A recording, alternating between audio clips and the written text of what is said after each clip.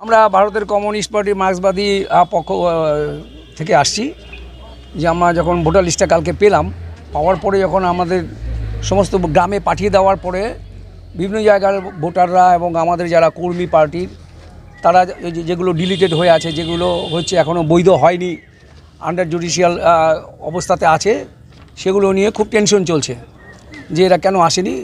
সংখ্যাটা প্রায় 2000-এর উপরে গোটা কালিয়াগঞ্জ থানাতে। তো হচ্ছে যে 2004 হ্যাঁ, তো হচ্ছে যে সেখানে আমরা হচ্ছে যে এটা চিন্তায় পড়ে যাই।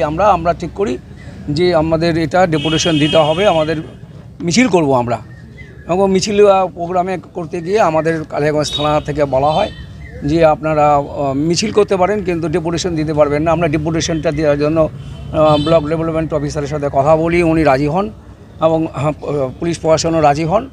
আমরা সেই জন্য আমরা হচ্ছে আমাদের একটা শৃঙ্খলাপরায়ণ পার্টি হিসাবে আমরা হচ্ছে এসে এখানে ডেপুটেশন দিলাম, ওখানে আমাদের মিছিলটা আছে।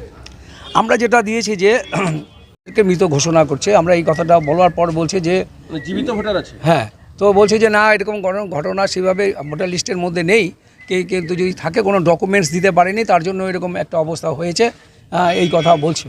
তারপরে যেটা হচ্ছে উপাধি নিয়ে, টাইটেল নিয়ে যেগুলোতে আছে, যেটা হচ্ছে যে এখানে সংখ্যালঘু কি সংখ্যাগুরু প্রশ্নটা এটা নেই। হ্যাঁ, প্রশ্নটা হচ্ছে যে আমাদের ওদের টাইটেলগুলো যেটা আছে সেটাতে উল্টোপাল্টা হয়ে আছে দেখে এখানে এই ঝামেলাটা হচ্ছে। সেই জন্য এইগুলো আন্ডার জুডিশিয়ালিতে আছে। ওইগুলোকেও আমাদের একটা চেষ্টা করা হচ্ছে যে এইভাবে আসবে। এবং কিছু কিছু ক্ষেত্রে মিস হয়েছে, হয়তো বাংলাদেশের ভোটার লিস্টের নাম উঠেছে, পার্টিকুলার আমরা বুথ ধরে দিয়েছি, বলছে ওরা ডকুমেন্ট দিয়েছে, সেই জন্য আমাদের এটা হয়েছে, ওটা থেকে গেছে। এরকমও কথা আমাদের সাথে হলো। এবং যেটা শেষ পর্যন্ত কথা হলো যে যেভাবে চলছে, আমরা বিশ্বাস করি যে বিভিন্ন বুথে যে অবস্থাটা আছে, বিডিও সাহেব বললেন যে আশা করছি যে এর একটা বড় সংখ্যা হচ্ছে নতুন ভোটার লিস্টে নাম উঠে যাবে, বৈধ হিসাবে থাকবে তারা, আন্ডার জুডিশিয়াল যেগুলো আছে। এটা আমাদেরকে একটা উনি বললেন, বারবার বললেন। এবং যেটা হয়েছে আমরা অনেকবার দেখেছি, দেখে দিয়ে আমরা এগুলো করেছি। কিন্তু এখন আমাদের হাতে কিছু নেই।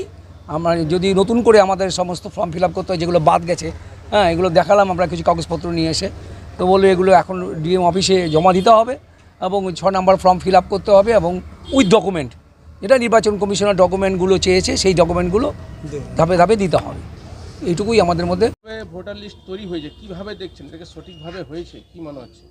সঠিকভাবে কিন্তু অনেকটাই হয়েছে, নাহলে তো আমাদের নামটা তো উঠতো না। তো সঠিকভাবেই উঠেছে। আমাদের কিছু কিছু ক্ষেত্রে আমাদের যেটা মনে হয়েছে, হয়তো ফর্ম ফিল আপ করবার ক্ষেত্রে কিংবা ইয়ের ক্ষেত্রে এটা হয়েছে, কিন্তু মানে অন্য কোনো অসৎ উদ্দেশ্য যেটা মানে একটা বলার চেষ্টা হচ্ছে, সেটা আমরা এই সাব জুডিশিয়াল যে কেসগুলো আছে, সেই কেসগুলো কী অবস্থায় আসে, রেজাল্টটা আসে, তার উপরে নির্ভর করবে যে এটাতে সৎ উদ্দেশ্য ছিল না এটা অসৎ উদ্দেশ্য ছিল। লাল ঝান্ডা নির্বাচন কমিশন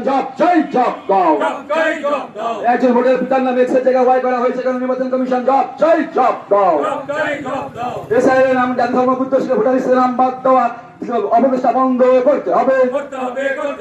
এসআইয়ের নাম করে জাতি ধর্ম বুদ্ধ ভোটার লিস্টের নাম বাদ দেওয়া অপদেষ্টা বন্ধ করতে হবে। একজন প্রকৃত ভোটারের নাম ও যাতে বাদ না দেশে সুনিশ্চিত করতে হবে। একজন ভোটারের প্রকৃত ভোটারের নাম যাতে বাদ না দেশে সুনিশ্চিত করতে হবে।